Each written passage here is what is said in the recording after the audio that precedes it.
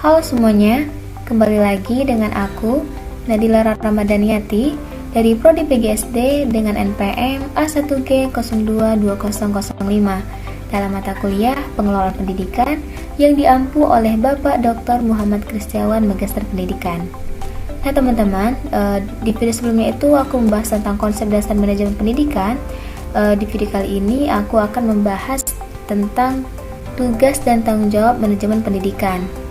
Oke, baik, kita langsung aja ke materinya ya.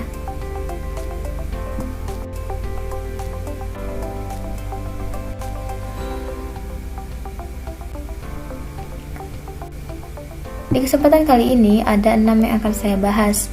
Yang pertama itu ada konsep dasar kepala sekolah, yang kedua ada syarat-syarat menjadi kepala sekolah, yang ketiga itu ada ciri-ciri kepala sekolah efektif, yang keempat ada tugas dan tanggung jawab kepala sekolah, lalu ada fungsi kepala sekolah sebagai manajer, dan yang terakhir itu ada peran kepala sekolah.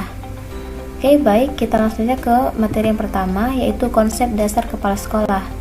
Menurut Purwadarminta, secara etimologi, kepala sekolah adalah guru yang memimpin sekolah. Kata kepala sekolah berasal dari dua kata, yaitu kepala dan sekolah. Kata kepala dapat diartikan sebagai ketua atau pemimpin dalam suatu organisasi, sedangkan sekolah adalah sebuah lembaga di mana tempat terjadinya penerimaan dan pemberian penjelasan. Itu untuk pengertian dari kepala sekolah. Lalu apa saja tugasnya? Menurut Syafarudin, tugas kepala sekolah adalah mempengaruhi, mendorong, membimbing, mengarahkan, dan menggerakkan guru, staf, siswa, orang tua, dan pihak yang terkait untuk bekerja dan berperan guna mencapai tujuan yang ditetapkan. Jadi dapat kita simpulkan kalau kepala sekolah adalah orang yang memimpin sebuah lembaga pendidikan atau sekolah dan menggerakkan, mempengaruhi, serta mendorong semua pihak yang terlibat dalam lembaga tersebut untuk mencapai tujuan bersama. Oke, lanjut ke syarat-syarat menjadi kepala sekolah. Menurut keputusan Menteri Pendidikan Nasional nomor 13 tahun 2007, syarat-syarat menjadi kepala sekolah yang pertama itu ada kualifikasi umum dan kualifikasi khusus. Untuk kualifikasi umum yang pertama, kepala sekolah memiliki kualifikasi akademik sarjana S1 atau diploma 4. Yang kedua, pada waktu diangkat menjadi kepala sekolah berusia setinggi-tingginya 56 tahun. Lalu yang terakhir itu memiliki pengalaman mengajar sekurang-kurangnya 5 tahun menurut jenjang sekolahnya masing-masing, kecuali di taman kanak-kanak. Lanjut kita ke kualifikasi khusus. Nah, syarat untuk menjadi kepala sekolah yang pertama itu untuk yang di taman kanak-kanak, yang pertama ada berstatus sebagai guru TK atau RA, kemudian memiliki sertifikat sebagai guru TK atau RA, yang ketiga itu memiliki sertifikat kepala TK atau RA yang dikeluarkan oleh lembaga yang ditetapkan pemerintah. Selanjutnya, kepala sekolah dasar. Syarat-syaratnya yang pertama berstatus sebagai guru SD atau MI, yang kedua memiliki sertifikat sebagai guru SD atau MI, dan yang kemudian memiliki sertifikat kepala SD atau MI yang dikeluarkan oleh lembaga yang ditetapkan pemerintah. Begitupun selanjutnya untuk yang SMP, SMA, dan kepala sekolah yang kejuruan seperti SMK atau MAK. Gimana teman-teman, sampai sini paham? Kita lanjut ke ciri-ciri kepala sekolah efektif. Nah, secara umum, ciri dan perilaku kepala sekolah efektif dapat dilihat dari 3 hal pokok, yaitu kemampuannya berpegang kepada citra atau visi lembaga dalam menjalankan tugas, kemudian menjadikan visi sekolah sebagai pedoman dalam mengelola dan memimpin sekolah, dan yang terakhir itu memfokuskan aktivitasnya pada pembelajaran dan kinerja guru di kelas. Oke, lanjut kita ke tugas dan tanggung jawab kepala sekolah. Menurut Dirawat pada tahun 1986, tugas dan tanggung jawab kepala sekolah dapat digolongkan kepada 2 bidang. Yang pertama itu bidang administrasi, kemudian bidang supervisi. Untuk bidang administrasi, Tugas kepala sekolah yang pertama, pengelolaan pengajaran. Pengelolaan pengajaran merupakan dasar kegiatan dalam melaksanakan tugas pokok.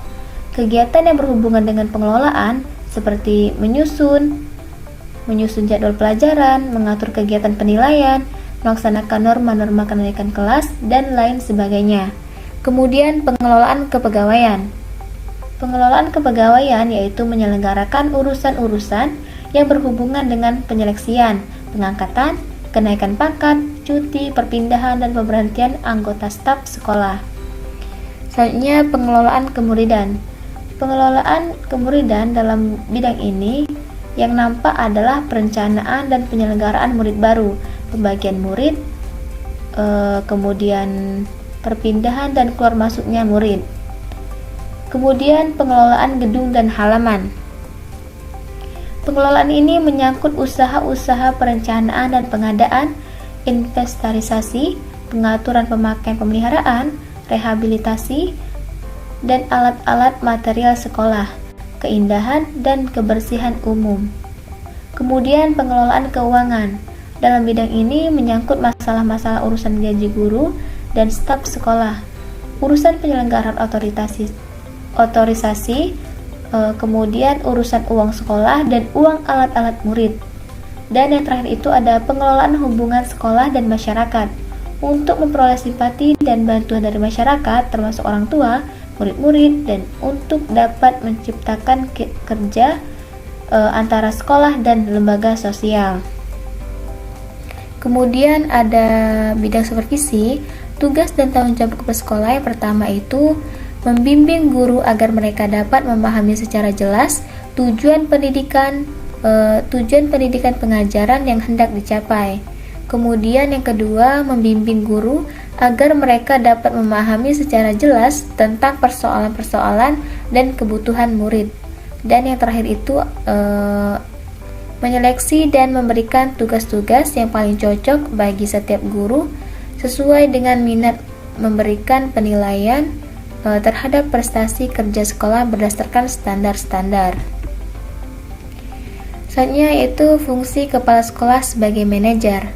Menurut Stoner pada tahun 1978, ia mengemukakan kalau fungsi kepala sekolah sebagai manajer itu ada 8. Yang pertama, bekerja dengan melalui orang lain. Yang kedua, dengan